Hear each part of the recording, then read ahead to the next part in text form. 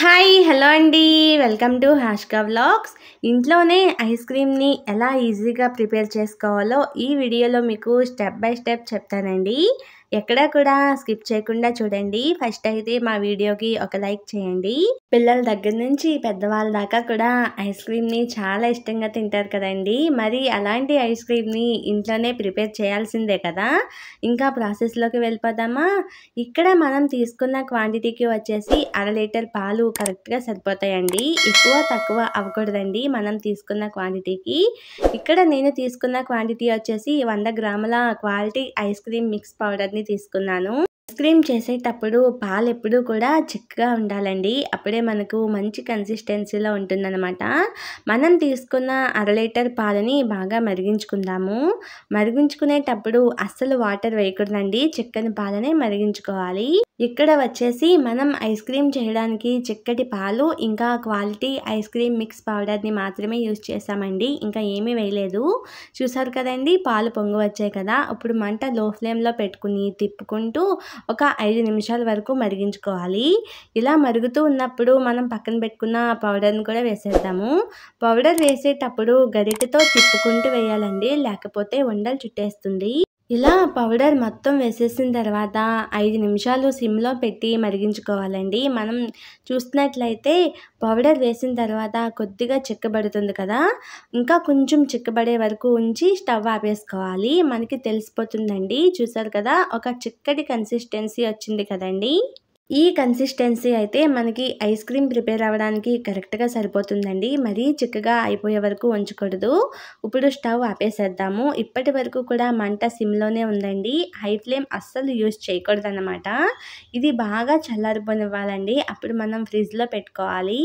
చూసారు కదండి, బాగా చల్లారిపోయింది.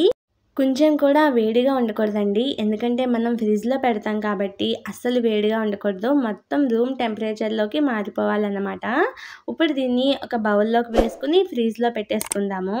చూసారు కదండి, ఈ కన్సిస్టెన్సీలో ఉండాలన్నమాట. మూత పెట్టేసి ఫ్రిడ్జ్లో పెట్టుకుందాం.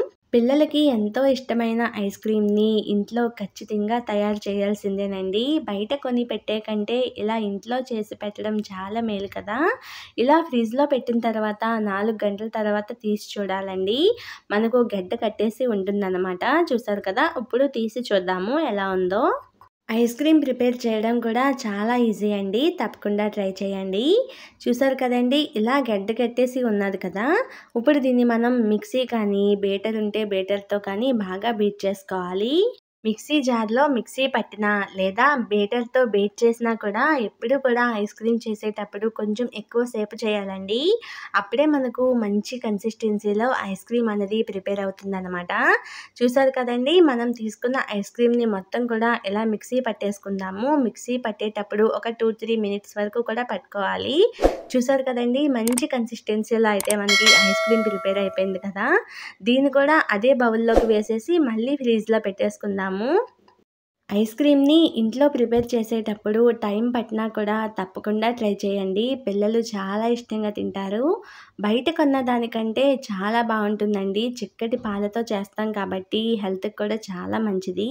ఇప్పుడు దీన్ని ఫ్రిడ్జ్లో పెట్టేసి 4 గంటల తర్వాత చేసి చూద్దాము. పిల్లలు ఇష్టంగా తినే వాటిల్లో ఐస్ క్రీమ్ కూడా ఒకటి కదండి. మా పిల్లలు రెడీ అవ్వే వరకు కూడా ఆగలేదన్నమాట. అమ్మ కొంచెం ఇవ్వు అంటే తీసిచ్చానండి. అంత టేస్టీగా ఉంటుంది. తప్పకుండా ట్రై చేయండి. మా పిల్లలైతే చాలా ఇష్టంగా తిన్నారు. మీ ఇంట్లో పిల్లలుంటే వాళ్ళు కూడా చాలా ఇష్టంగా తింటారు.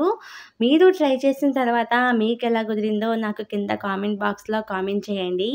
చూసారు కదండి, వీడియోలో చూస్తున్నట్లయితే ఎంత బాగా వచ్చిందో, ఎంత మంచి కన్సిస్టెన్సీలో వచ్చిందో. నోట్లో పెట్టుకుంటే అలా వెన్నెలా కరిగిపోతుందన్నమాట.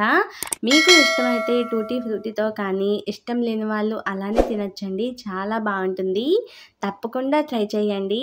వీడియోకి మాత్రం లైక్ ఇవ్వడం మర్చిపోకండి. ఇలాంటి మరెన్నో ఈజీ రెసిపీస్ కోసం హాష్కా వ్లాగ్స్ ఛానల్ని సబ్స్క్రైబ్ చేయండి. చూసారు కదా, మా హాష్కమ్మ ఎంత ఇష్టంగా తింటుందో. ఈ వీడియోని మీ ఫ్రెండ్స్తో రిలేటివ్స్తో షేర్ చేసుకోండి. ఐస్ క్రీమ్ అయితే చాలా బాగుందండి. తప్పకుండా ట్రై చేయండి. ఓకే అండి, నెక్స్ట్ వీడియోలో కలుద్దాం. బాయ్.